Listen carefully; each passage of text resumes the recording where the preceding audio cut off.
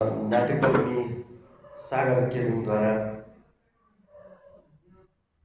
लिखित दिया नाटक सङ्ग्रहको विमोचन कार्यक्रमको सभाध्यक्ष लगायत सम्पूर्ण उपस्थित विद्वान महानुभावहरूप्रति म यहाँलाई सेवा हो।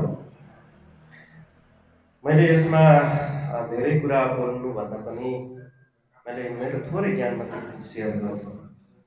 यसको लागि मैले जति पनि भन्नुपर्ने कुराहरू अघि नै मुन्दुम र नाटक विषय अन्तर्गत नरहेर यासेली यो हामजीले बताइसक्नु भएको छ।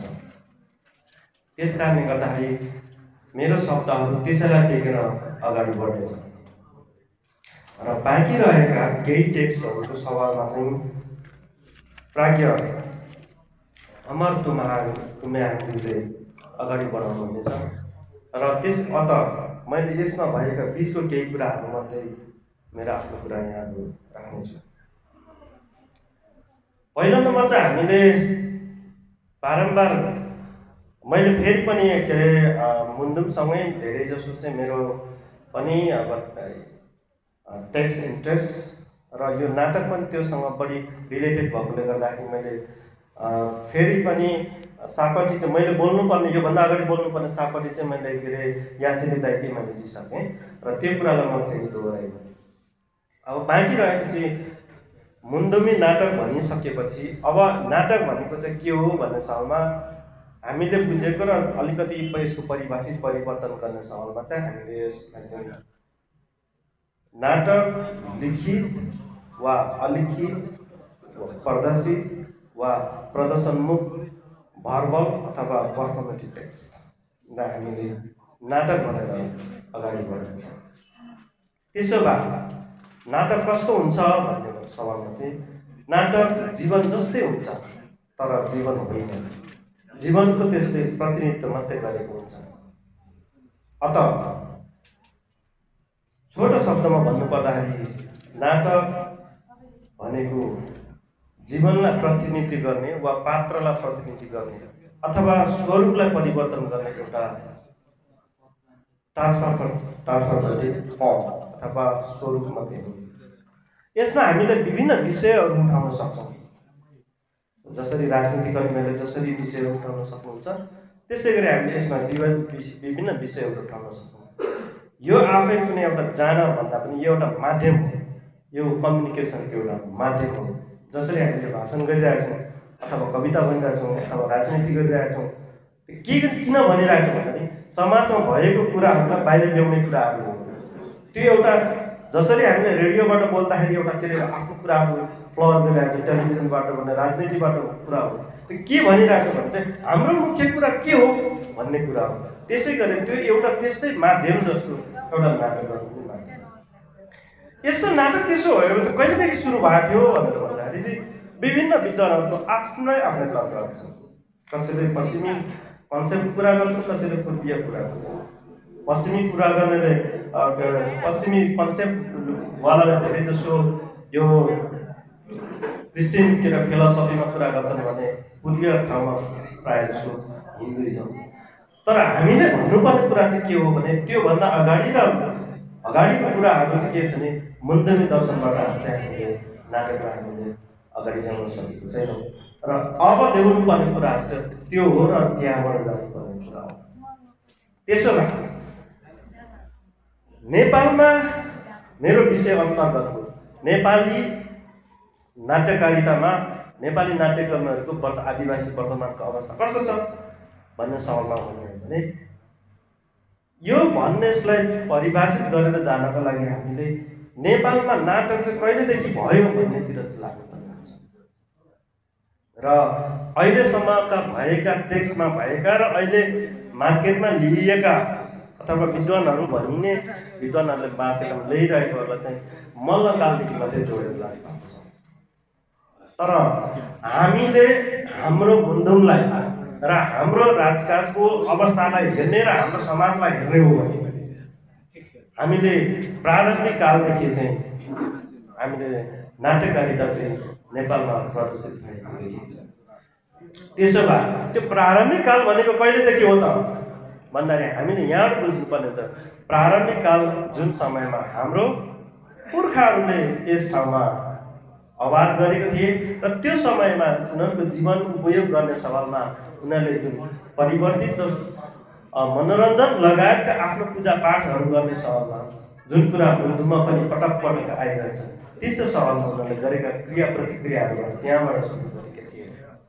यसलाई निरन्तरता दिँदै अब यो भन्न मिल्छ कि मिल्दैन, तर इतिहासले प्रमाणित गरेको कुरा मैले भन्दैछु।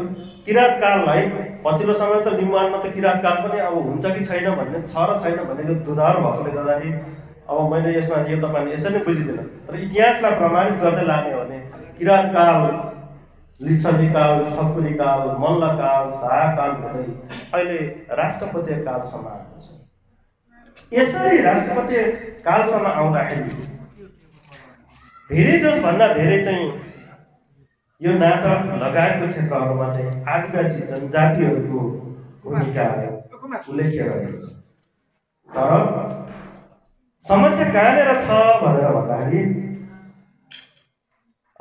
आदिवासी जनजातिहरूको भूमिका रहँदा रहँदै पनि कहिले पनि शिरमा पुग्न नसकेको अवस्था छ।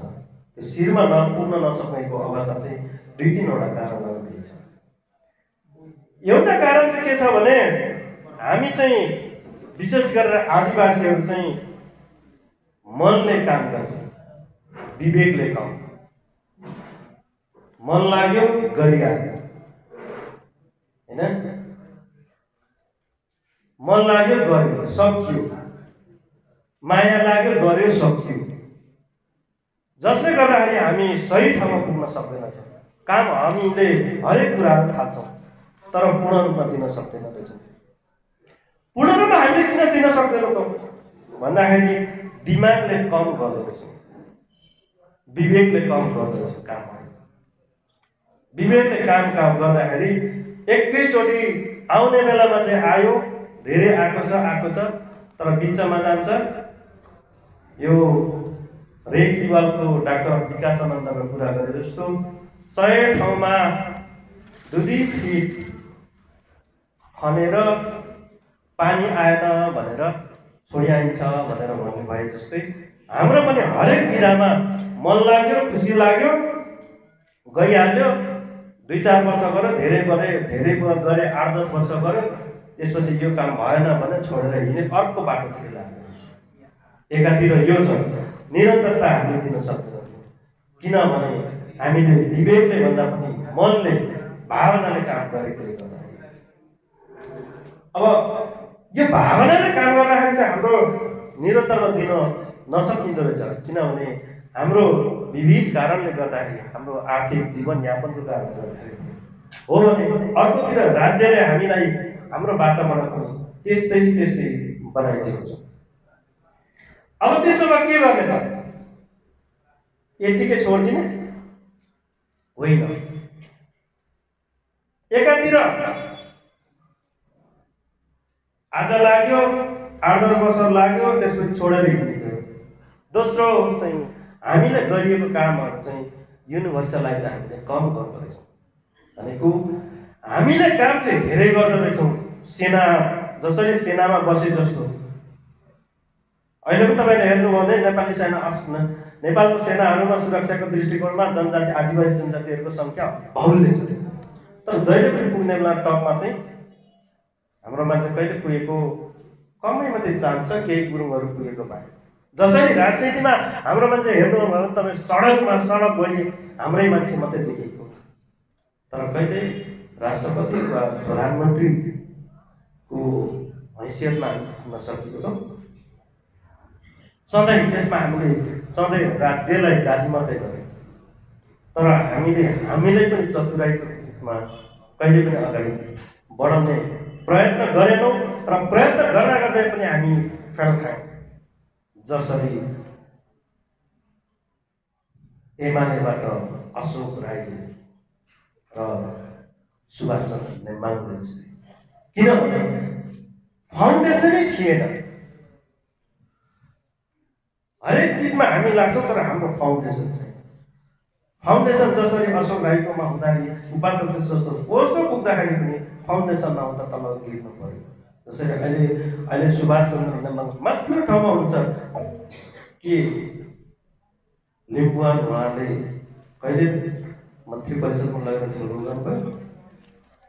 त्यसै गरी आदिवासी जनजातिहरू चाहिँ नाट्यकारिता क्षेत्रमा चाहिँ 80% भन्दा बढी देखिन्छ, तर कहिले पनि टुप्पोमा पुगेको स्थिति छ। जहिले पनि कलाकार मात्रै भएर खेल्ने अवस्था छ। कलाकार भनेको चाहिँ अन्यमा नसम्झो भन्दा यहाँ मैले धेरै तरहले कलाकार देखिरहेको छु। सबै त्यसो नहोला, तर कलाकारितामा मात्रै हामी खुसी हुँदो रहेछौँ। कलाकारिता भनेको एउटा सानो सेनाको टुक्री जस्तो जहाँ हामीले नेतृत्व लिनुपर्ने थियो। नेतृत्व लिने चलमा हामी अत्यन्तै कमजोर छौँ र भएको नेतृत्व पनि हामीले चाहिँ सही ढङ्गले अगाडि लान सकिराखेको अवस्था चाहिँ होइन र भने अरू त्यसलाई हामीले गरिराखेकोलाई पनि हामीले निरन्तरता दिन सक्नेछौँ। त्यस कारणले गर्दाखेरि हामीले त्यसलाई निरन्तरता चाहिँ दिनुपर्ने देखिन्छ, जुन हाम्रोबाट अलिक कमजोर छ। दोस्रो चाहिँ हामीले गरेको कुराहरू चाहिँ मेन स्ट्रिममा लानु पर्ने थियो, तर हामीले हाम्रो कुराहरू चाहिँ धेरै जसो हामीमै राखिरहेको छौँ। अघि एकजना प्रवक्ता अगाडिको वक्ताले भनिसक्नुभयो, म लिम्बू हो तर मलाई लिम्बू भाषाको स्क्रिप्ट चाहिँ आउँदैन भने म पनि त्यही हो, मलाई पनि स्क्रिप्ट आउँदैन। अब कुरा रह्यो के हो भन्दाखेरि हामीले हाम्रो कुरा चाहिँ अरूलाई बुझाउनु पर्ने रहेछ। अत अगाडिको वक्ताले केही हाँसीमुजी गर्दाखेरि के गर्दाखेरि 108 वटा पुगोस् भनेर भन्नुहुन्छ। म चाहिँ 108 वटा होइन, 108 वटा भाषामा यही नाटकलाई चाहिँ अगाडि बढाइन्छ, जुन नाटकमा अधिकार, संस्कृति र अधिकारको कुराहरू, चेतनाको कुराहरू छ। हामीले चाहिँ काम कस्तो गर्दो रहेछौँ भने धेरै बच्चा जन्माए जस्तो त्यो आफूलाई फिल हुन्छ। मेरो पनि 100 वटा भन्दा बढी नाटकहरू छन् र प्रदर्शन पनि भए, प्रमाणित पनि प्रकाशन पनि भए।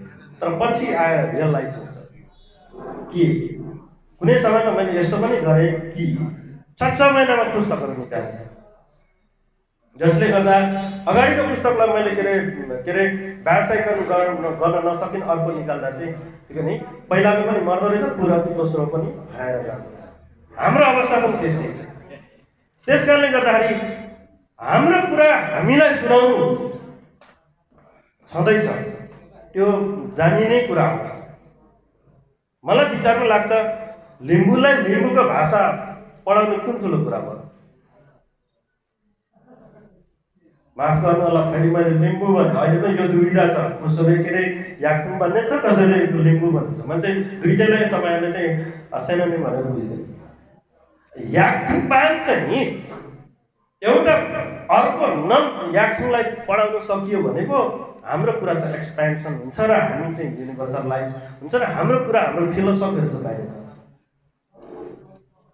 तर हामीले जहिले पनि हाम्रो कुरा हामीमा मात्रै सीमित हो। यो पनि एउटा निकै सोच्नुपर्ने अवस्था देखिन्छ र हामीले चाहिँ आफ्नो कुरा चाहिँ सधैँ हामीले विश्वविद्यालय पनि हामीले अर्को कुरा मात्रै पढ्यौँ, तर कहिले पनि हाम्रो कुरा पढ्यौँ र पढाउने प्रयास पनि गरेँ। अहिले यहीँ हुनुहुन्छ प्राज्ञ हुनेवाला डाक्टर साहब, उहाँ पनि मास्टर, म पनि मास्टर। ठुल्ठुलो कुरा त गर्छौँ, पाठ्यक्रममा छैन हाम्रो कुरा केही पनि छैन। कुनै बेला हामी आफै पनि पाठ्यक्रम गर्न थाल्यौँ भने चाहिँ हामी कहाँ चुक्दो रहेछौँ भनेर भन्दाखेरि हामीले जहाँ हिँड गर्नुपर्ने थियो त्यो ठाउँमा हिँड गर्दैन रहेछौँ। त्यस कारणले गर्दा अबको दिनमा हामीले हिँड गर्ने चिजहरू भनेको नि यस्ता कुराहरूमा ध्यान दिनुपर्ने छ। जसरी नाटक र हामीले बहुसङ्ख्यक अहिले तपाईँलाई छ भने कलाकारितामा बहुसङ्ख्यक जनजातिहरू छन्, आदिवासीहरू छन्, तर जनजातीय आदिवासीय आफ्नो कला कति बाहिर निकालेको छ, त्यो बढी महत्त्वपूर्ण कुरा हो। ननाटिकन भन्नुभन्दा अन्यथा नमान्नुभयो भने नेपालको आदिवासी नाट्यकर्मीहरू एउटा त्यो जादुगरको बाँदर जस्तो मात्रै छ, भइरहेको छ, जसले डम्बरू बजाउँछ, बाँदर फुरुफुरु नाच्छ, त्यसपछि सकिन्छ, बाँदर कसरी सकिन्छ। हाम्रो पनि नाटक गर्छौँ, कलाकारितामा लाग्छौँ, अभिनय पनि ठ्याक्कै कि पश्चिमी दर्शनअनुसार कि भरतनाट्यमको अभिनय छ। तपाईँ त उही के अरे शरीर मात्रै हाम्रो, बोग्रा मात्रै हाम्रो, भित्र बुद्धि त अरूकै रहेछ कलाकारितामा। अब सबैको नहोला तर बहुसङ्ख्याको यस्तो अवस्था छ। भलै गएर यो सबैमा नहुन सक्छ। प्रकाश आनन्दजी यहीँ हुनुहुन्छ, भलै उहाँको उसमा छैन, सागरजी यहीँ हुनुहुन्छ, भलै सागरजीको छैन, तर सर्वाधिकको चिजमा चाहिँ हामी त शरीर मात्रै रहेछौँ, बुद्धि त हामीले अर्कैको गर्दछौँ। भयो किन भन्दाखेरि हाम्रो अध्ययन अनुसन्धान र चेतना, विशेष गरेर चेतनामा हामीले अलिकति मेहनत गर्नुपर्ने छ। यदि हामीले चेतनामा अभिवृद्धि गर्ने र हामीले हाम्रो कुरा भन्ने हो त, यहाँ धेरैजना नायक नायिकाज्यू हुन्छ, निर्देशक साथीहरू हुन्छ, हामीले हाम्रो कुरा लगाउन सक्थ्यौँ त त्यो कलामा। यहाँको म धेरै म्युजिक भिडियोहरू पनि मैले देखिरहन्छु, फिल्महरू पनि देखिरहन्छु। त्यो लुगा धेरै जसो चाहिँ के त्यो लुगा ड्रेस गहना मात्रै हाम्रो हुन्छ कि, भित्रको कथा स्टोरी चाहिँ अर्कैको हुन्छ, अभिनयको स्टाइल अर्कैको हुन्छ।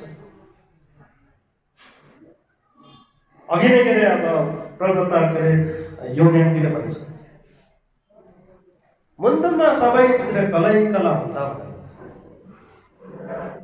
त्यो मुन्दमा मेरो विचारमा लाग्छ धेरै ठाउँमा रुन धनाको कतै त्यति धेरै पाउँदैन, तर हाम्रो कलाकारहरूले गर्ने अभिनयहरू कि चाहिँ राजेश हमालको जस्तो ह्या कि चाहिँ निरुता सिंहको जस्तो रुन। त्यसबाट हामीले के सिक्छौँ? के हाम्रो समाज त्यस्तै छ? याक्थुङ समाज त्यस्तै छ? हाम्रो यसमा हामीले के बुझ्नुपर्ने छ भने हाम्रो फिलोसफी सहितको कला चाहिँ हाम्रो सृजनामा आउनुपर्ने देखिन्छ। जुन सागरजीको यो अध्यायमा मैले पाउँछु, जहाँ पहिचान, चेतना र अधिकारको कुराहरू छ। यी सबै कुराहरू सबै कलाकार सबै स्रष्टाको सृजनामा कमै मात्र पाइन्छ। अब के गर्ने त त्यसो भए? अब यस्तो त रहेछ, अवस्थाहरू त रहेछ, सरहरूलाई माफ गर्नु, सरनामालाई माफ गर्नु होला, किनकि मैले त गरेको थिइनँ, मलाई समेत भन्यो भने नभन्नु, तर मैले खालि समग्रताको कुरा गर्दैछु। अब यस्तो भइरहेको छ त के गर्ने त भन्दाखेरि पहिलो नम्बर चाहिँ के गर्नु पर्यो भने हामीले 2-3वटा कामहरू गर्नुपर्ने देखिन्छ। एउटा चाहिँ हुन त अब आदिवासी जनजातिहरूमा 58वटा मध्येमा सबैभन्दा बढी चेतनशील भनेको चाहिँ लिम्बूलाई मानिन्छ। अब स्वयं लिम्बू याक्थुङले मान्छ मान्दैन त्यो दोस्रो कुरा हो, तर 58वटा जनजातिहरू मध्येमा चाहिँ अरूले भन्दा चाहिँ लिम्बूहरू चाहिँ चेतनामा चाहिँ अगाडि चलाउँछ, मानिन्छ, मान्ने गरेको छ, तर लिम्बूले मान्छ मान्दैन दोस्रो। अत अब हामीले हाम्रो काम गर्दाखेरि अथवा जुनै पनि फिल्डमा, नाटकमा मात्रै होइन, चलचित्रमा, राजनीतिमा अथवा कुनै पनि ठाउँमा हामीले काम गर्नुपर्ने के देखिन्छ भने हाम्रो समाजमा चेतनाको अभिवृद्धि गर्नुपर्ने देखिन्छ। त्यो चेतनाले हामीले हाम्रो कथा अरूलाई सुनाउनु पर्छ भनेर हामीले त्यतातिर लाग्नुपर्ने देखिन्छ।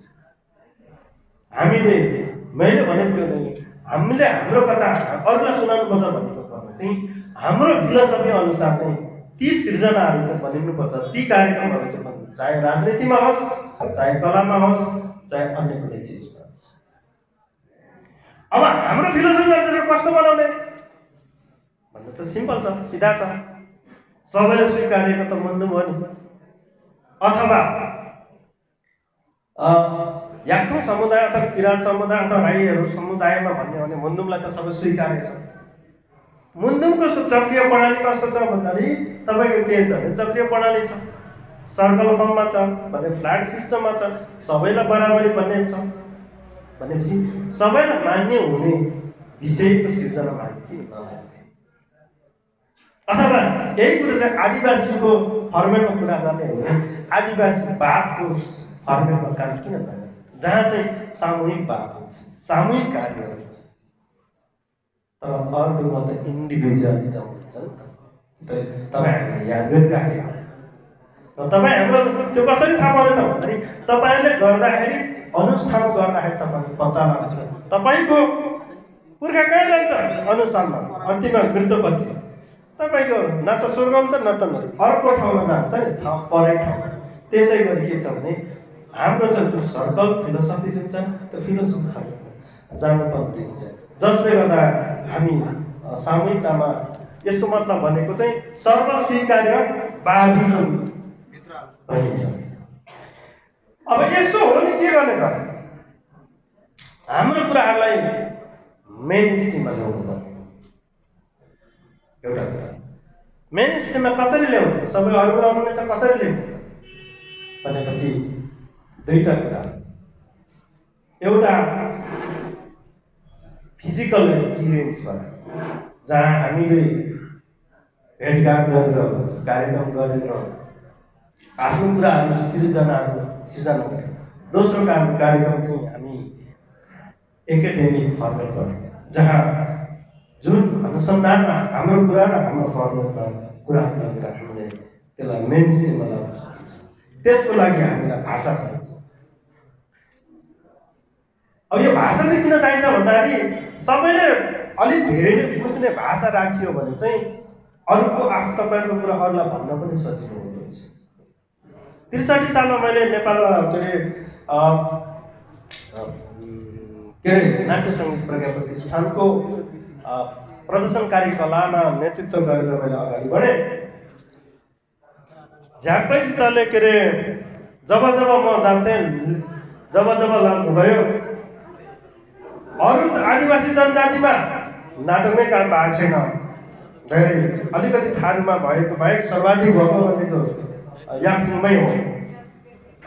याक्थुङमा गर्छु त्यो लिपिले मलाई के अरे ढिम्किने भनेपछि म लिपिमा कमजोर हुँदाखेरि मेरो अनुसन्धान मात्रै होइन, मेरो अनुसन्धान त कमजोर भयो। याक्थुङ पान्समा रहेका टेक्स्टहरू मेरो अनुसन्धानमा लाउन नपाएर मेरो अनुसन्धान त कमजोर भयो। याक्थुङ समुदायको नाटकहरू पनि त्यहाँ मैले लाउन सकिनँ, जसले गर्दा एकातिर अनुसन्धान गर्ने मान्छेलाई घाटा भयो भने समुदायलाई पनि थोरै भयो भने राज्यलाई पनि त्यसको चाहिँ प्रभाव हो। अब यस कारणले गर्दाखेरि भाषालाई पनि हामीले अलिकति बढाउनु पर्दछ। त्यसो गऱ्यो भने अलिकति काम गर्नु। अर्को कुरा चाहिँ हामीले जति पनि हामीले मनबाट गरिन्छ भन्ने कुरो चाहिँ अब चाहिँ हामीले दिमागबाट गर्नुपर्ने रहेछ। दिमागमै अलिकति हाम्रो कुराहरू चाहिँ ध्यान दिएर भनेपछि भनेको दिमाग भनेको चाहिँ तपाईँले नसम्झनु, बुद्धि भने नसम्झनु, व्यावसायिकरण गर्नुपर्ने रहेछ भनेर बुझ्नु पर्यो है। यो दिमागबाट भनेको चाहिँ के अरे बुद्धिसँग नजोड्नु भनेपछि हाम्रो कुराहरू चाहिँ व्यावसायिकरण गर्ने। व्यावसायिकरण गर्नको लागि सर्वस्वीकार्य भाषाहरू चाहिँ प्रयोग गर्नुपर्ने रहेछ। तर भित्रको बुद्धि जुन टेक्स्ट छ त्यो टेक्स्ट चाहिँ हाम्रो फिलोसफी अनुसारको राख्नुपर्ने रहेछ। अब ती राखेर मात्रै हुँदैन, त्यसलाई युनिभर्सलाइज पनि गर्नुपर्ने छ। युनिभर्सलाइज गर्नको लागि सर्वस्वीकार्य के हुन सक्छ, यी यस्तो कुराहरू गर्नुपर्छ। यी यसरी यदि गर्दै जाँदाखेरि चाहिँ आदिवासी नाट्यकर्मी नेपाली नाट्यकारितामा आदिवासी जनजातिहरूको अवस्था चाहिँ नाजुक रहेको छ। त्यो नाजुक किन रहेको छ भनेर भन्दा चाहिँ मेन स्ट्रिममा रहेकै साथीहरूको चाहिँ के अरे अहिलेसम्म पनि जीविकोपार्जन गर्न सकेको छैन भने आदिवासीहरूको त हुने कुरै भएन। तर हामी यति चाहिँ के ढुक्क हुनु जरुरी पर्छ भने आदिवासी नाट्यकर्मीहरूको उपस्थिति सङ्ख्या चाहिँ प्रशस्त मात्रामा छ, तर नेतृत्व वर्गमा पुग्न सकेको छैन। नेतृत्व वर्गमा पुग्न नसक्नुको कारण चाहिँ के छ भने हाम्रो निरन्तरता अलिकति कम छ र हाम्रो त्यसलाई अगाडि बढाउनु अलिकति छ। अब यसरी यो आदिवासीहरूको नाट्यकारिताको अवस्था नाजुक नहुँदै पनि 1936 एडीबाट लिखित रूपमा चाहिँ जुन मित्रसिंह थापाले सुरुवात गरेको नाट्यकारिता अहिले पनि चलिराखेको छ।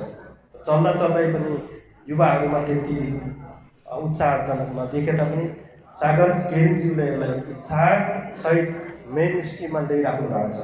यो चाहिँ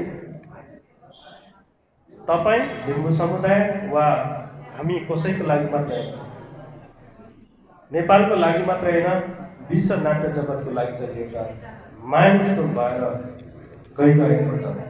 यसको प्रभाव अहिले नै नदेखिएको पनि अबको 20-25 वर्षमा देखिने चाहिँ मैले अपेक्षा गरेको छु। यति भन्दै मेरो लामो कुरा यहाँ समक्ष छोटाएँ।